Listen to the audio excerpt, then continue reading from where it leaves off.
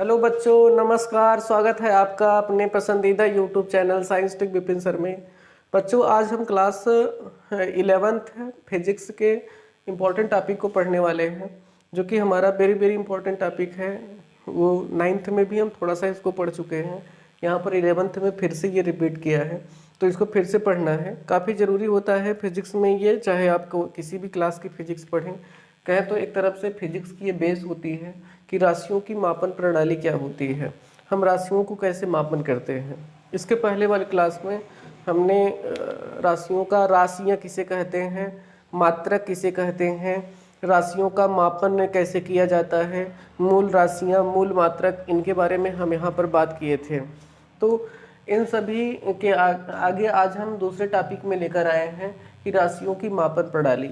कोई भी राशि होती है, उसकी मात्रा को बताने के लिए मापन की आवश्यकता होती है। किसी भी राशि की मात्रा को बताने के लिए उसके मापन की आवश्यकता होती है। बिना मापे हम किसी राशि को नहीं बता सकते हैं। जैसे कोई कपड़े की लंबाई है या बाल्टी में दूध रखा है, तो उस दूध, कितना दूध उस बाल्टी में रखा गया है, या बोतल में पानी, बड़े बोतल में पानी भर के रखा गया है, उस बोतल में कितना पानी भरा है, यह हमको बताना है। तो हम बिना मापे बता सकते हैं? तो जाहिर सी बात है कि हम नहीं बता सकते हैं। तो अगर इसको हम नहीं बता सकते हैं तो इसके लिए हमें मापन की आवश्यकता होगी। इसी प्रकार कोई गाड़ी चल रही है, गाड़ी किस स्पीड से चल रही है, उसको हमें बताना हो गया। इसके अलावा किसी वस्तु पर बल लगाया जा रहा है, कितना बल लगाया जा रहा है, इसको हमें बताना हो गया।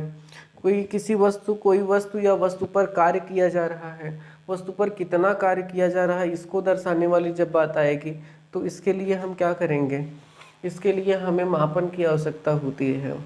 अब देखिए, मापन के कई अलग अलग तरीके हैं, मापन के कई अलग अलग तरीके होते हैं, और उन तरीकों के आधार पर हम मापन की क्रिया करते हैं।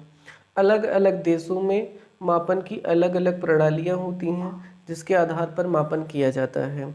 तो ये हमारी मापन की जो विधियाँ हैं, इसके बारे में हम बात करते हैं। तो मुख्य रूप से जो स्टार्ट हुआ था फिजिक्स का, तो उसमें मापन की 3 प्रणालियाँ विकसित थी। यहाँ पर एक यमकेएस प्रणाली है, और ये सीजीएस प्रणाली है, ये एफपीएस प्रणाली है।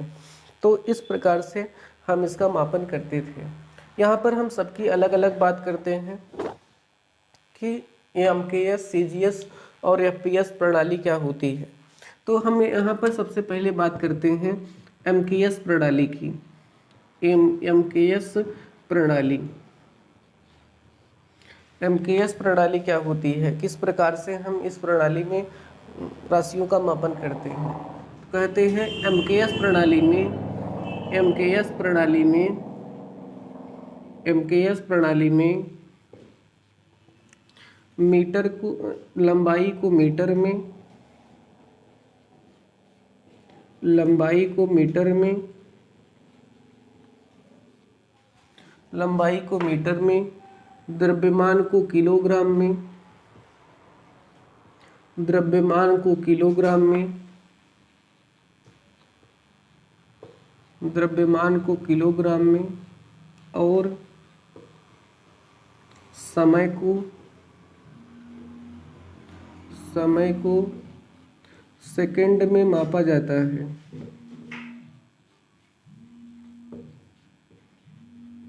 सेकंड में मापा जाता है।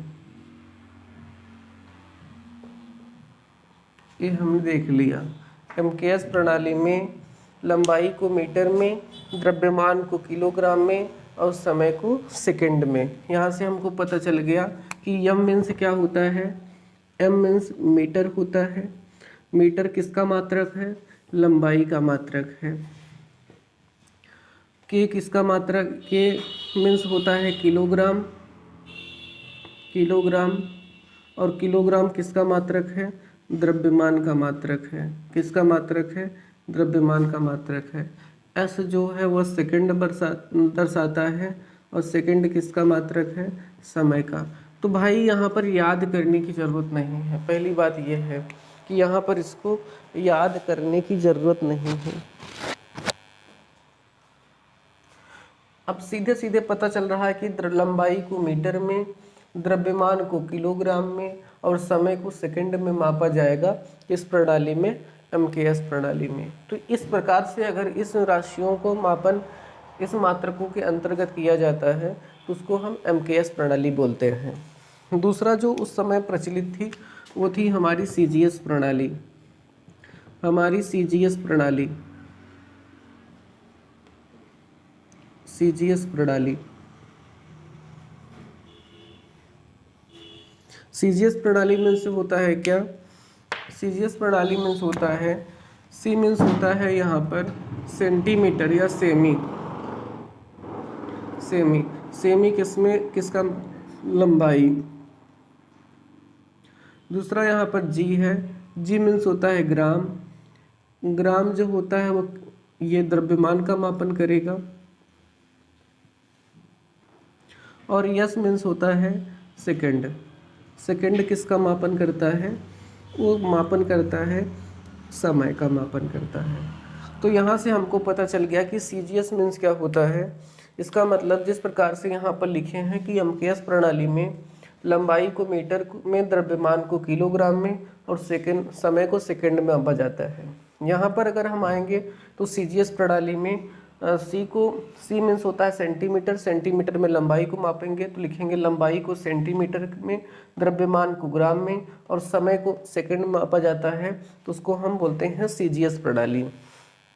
इसको हम बोलते हैं सीजीएस प्रणाली। तो ये समझ रहे हैं ना, सीजीएस प्रणाली में लंबाई को सेंटीमीटर में, द्रव्यमान को ग्राम में और समय को सेकंड में मापा जाता है। किसके अंतर्गत? सीजीएस प्रणाली के अंतर्गत। तो अगर इस प्रकार से मापन करते हैं तो उसको हम बोलते हैं कि वह सीजीएस प्रणाली है। तीसरा जो हमारा यहाँ पर है वो है भाई एफपीएस प्रणाली। ये एफपीएस प्रणाली है। इसका एक और जो नाम कहा जाता है, ये ब्रिटिश प्रणाली है। ये ब्रिटिश प्रणाली है। ब्रिटिश मतलब ये ब्रिटेन में चर्चित प्रणाली थी उस समय के लिए, जिसको हम आज ब्रिटिश प्रणाली के नाम से जानते हैं। तो ब्रिटिश प्रणाली के ऊपर अगर हम बात करें तो ब्रिटिश जिस प्रकार से यहाँ पर एमकेएस सीजीएस का अपना अपना मीनिंग है, फुल फॉर्म है, उसी प्रकार यहाँ पर अगर हम बात करें तो एफ मीन्स होता है फुट। फुट, फुट किसकी लंबाई को मापन करता है? लंबाई मापी जाती है किसी वस्तु को लंबाई में, लंबाई को हम फुट में माप सकते हैं। इसके बाद अब कहेंगे फुट कितने को होता है, तो एक फुट जो होता है, एक फुट जो होता है वो 12 इंच को हम कहते हैं, और 12 इंच जो लगभग होता है वो 30 सेंटीमीटर के बराबर होता है। तो इस प्रकार से हम माप सकते हैं। इसके बाद जो दूसरा हमारा पी होता है, पी मतलब होता है पाउंड। पी मतलब होता है पाउंड। पाउंड से क्या मापा जाता है? द्रव्यमान को मापा जाता है। इसको द्रव्यमान को। इसके बाद समय से होता है सेकंड, और सेकंड को हम सेकंड किस मापते, किसका मापन है? मात्रक है, समय का मात्रक है। तो यहाँ से क्लियर है कि ऐसी प्रणाली जिसमें हम लंबाई को फुट में, द्रव्यमान को पाउंड में और समय को सेकंड में मापते हैं, उसको हम कौन सी प्रणाली कहते हैं? एफपीएस प्रणाली। यह प्रणाली सबसे पहले ब्रिटिश में चालू हुई थी, ब्रिटेन में चालू हुई थी, तो इसके लिए हम इसको ब्रिटिश प्रणाली कहते हैं। तो ये हमारा स्टार्ट की जो मापन प्रणालियाँ थी उसके बारे में बात कर लिए कि यह एमकेएस प्रणाली और सीजीएस प्रणाली और हो गया एफपीएस प्रणाली। अब बात करते हैं कि आधुनिक समय में कौन सी प्रणाली चल रही है, किस प्रकार से हम तत्वों का नामकरण कर रहे हैं। तो यहाँ पर इसको समझना बहुत ज़रूरी है। तो इसको समझने के लिए हम यहाँ पर आते हैं। तो बाद में दिक्कत ये हुआ कि सभी देश की अपनी अपनी प्रणालियाँ थी। सभी देश की अपनी अपनी प्रणालियाँ थी, सब अपने अपने तरीके से राशियों का मापन करते थे।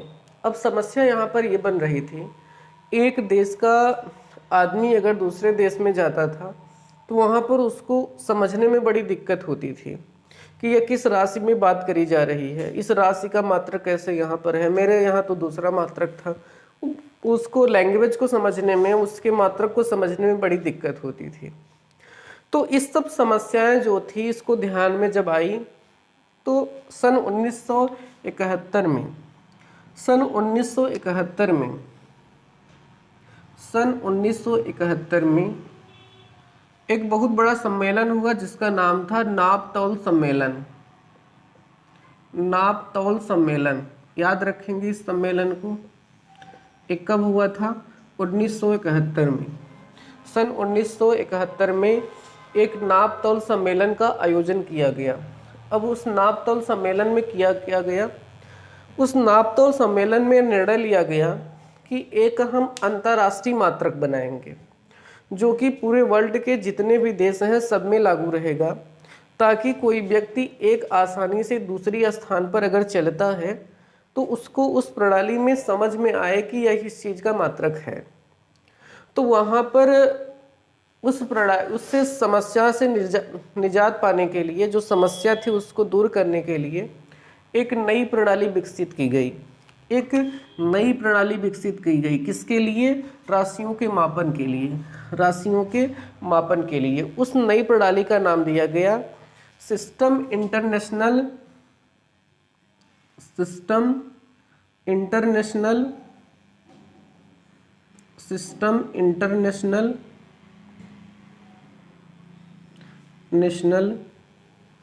The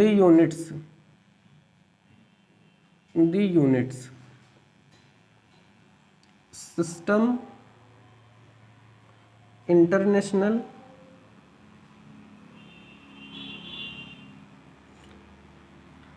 the units.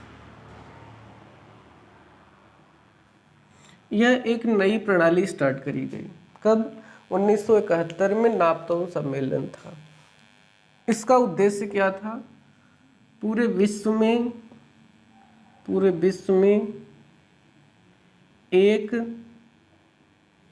एक मात्रक विकसित करना।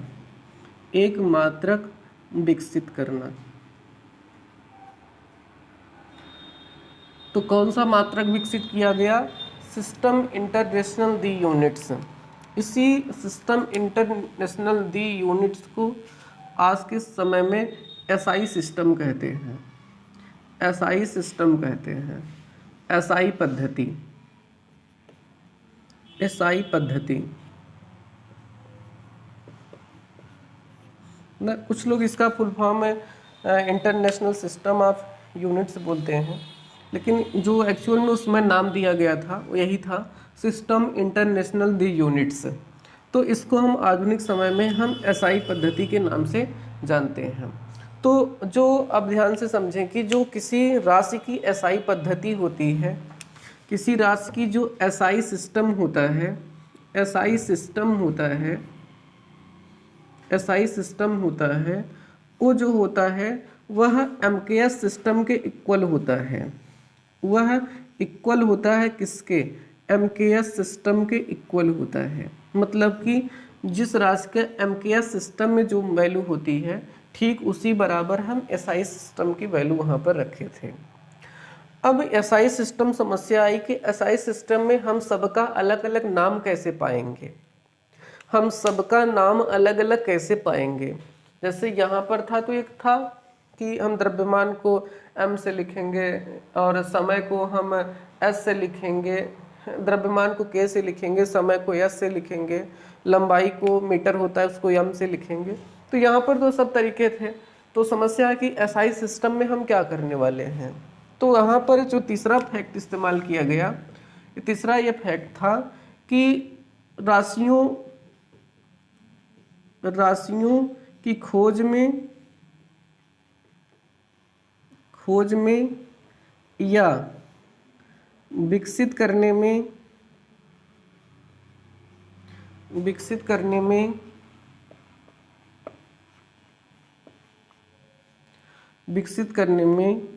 योगदान देने वाले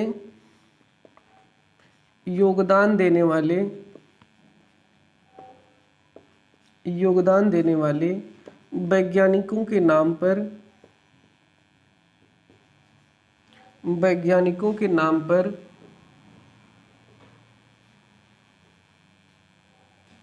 पर एसआई सिस्टम का नामकरण किया किया जाएगा।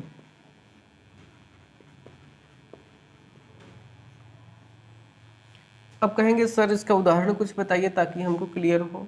क्या कि राशियों की खोज में या उसके विकास में जिस वैज्ञानिक का सबसे अधिक अहम योगदान रहा, उस राशि का एसआई सिस्टम में उसी वैज्ञानिक के नाम से रख दिया गया। जैसे अगर याद हो तो बल को लेकर सबसे ज़्यादा जो प्रयोग किया था, सबसे ज़्यादा जो वैज्ञानिक प्रयोग किया था वो न्यूटन ने किया था। न्यूटन संबंधी गति के नियम, गति विषयक का नियम किसने दिया था? न्यूटन। इसलिए बल का एसआई मात्रक, एफ का एसआई मात्रक वो भी क्या होता है? न्यूटन होता है। न्यूटन को हम लोग किससे प्रदर्शित करते हैं? यन से। हमने कहा कि जो एसआई यूनिट होती है, सिस्टम ऑफ यूनिट्स होता है, वह एमकेएस यूनिट के बराबर होता है। अगर हम कहें कि एक न्यूटन किसके बराबर होता है, तो एसआई एमकेएस यूनिट में जो बल का मात्रक होता है वह होता है केजी मीटर पर सेकेंड। केजी मीटर पर सेकेंड स्क्वायर। ये इसका एमकेएस है, इसका एसआई मात्रक है। हमने कहा कि एसआई सिस्टम एमकेएस के बराबर होगी। इसका मतलब अगर 1 न्यूटन हम बात करें तो 1 किग्रा मीटर पर सेकंड स्क्वायर के बराबर होगा। ये बात आ गई। इसी प्रकार अगर हम दाब की बात करें तो दाब के विषय में सबसे ज़्यादा योगदान देने वाले जो थे वैज्ञानिक, वो पास्कल थे। क्या थे? पास्कल। तो दाब का जो मात्रक, एसआई मात्रक है, वो पास्कल है। इसी प्रकार आवेश के अध्ययन में सबसे अधिक योगदान दिया था हमको, वो दिया था कूलाम ने। इसलिए आज आवेश का मात्रक क्या है? कूलाम है। धारा को विकसित करने में सबसे ज़्यादा, वैद्युत धारा को विकसित करने में सबसे ज़्यादा अध्ययन एम्पियर ने किया था। तो ये इसका जो आज के एसआई मात्रक है वो एम्पियर है। तो ये सभी क्या हैं? एसआई मात्रक हैं। किस बेसिस पे रखे गए हैं? वह उनके खोजे गए या विकास किए गए, उसको विकास में अहम योगदान दिए गए वैज्ञानिकों के नाम के आधार पर एसआई सिस्टम लागू हुआ है। एसआई सिस्टम पूरे विश्व की प्रणाली है, सब जगह पर लागू रहती है, या इसीलिए बनाई ही गई है कि ताकि उनके जो अध्ययन होता है वो आसान कर दिया जाए। तो ये था राशियों की मापन प्रणाली जिसके बारे में हमने बात किया है। तो ये सब राशियों की मापन प्रणाली है जिसके अंतर्गत हमने इतनी सारी बातें बताई। तो ये था आज की क्लास में। आपको अगर मापन प्रणाली में अभी कोई दिक्कत है तो बेशक कमेंट सेक्शन में कमेंट करिए, या फेसबुक आईडी और इंस्टाग्राम आईडी हमारे डिस्क्रिप्शन बॉक्स में है, उसको भी वहाँ से देख करके, वहाँ पर जा करके वहाँ से भी अपने जो डाउट्स हैं उसको पूछ सकते हैं। अगर आपको ये अच्छा लग रहा है, हमारा कंटेंट अच्छा लगा, तो ये वीडियो को लाइक करना ना भूलिए। मिलते हैं नेक्स्ट क्लास में जिसमें हम आगे बताने वाले हैं कि जो राशियाँ होती हैं उनका जो मूल कुल राशियाँ थी, जिसमें 7 मूल राशियाँ हम आपको बताए हैं, उनके मात्रकों को किस प्रकार उनका नामकरण किया गया था, हम उसके बारे में बात करने वाले हैं। तो तब तक के लिए आप इंतज़ार करिए। आभार आपका कि आपने वीडियो को पूरा देखा। ऐसे ही हमारे साथ बने रहिए। हम आपके लिए एक नई यहाँ पर वीडियो अपलोड करते रहेंगे ताकि आपकी पढ़ाई अच्छे से चल सके। तब तक मिलते हैं नेक्स्ट क्लास में। धन्यवाद। आपका दिन शुभ हो।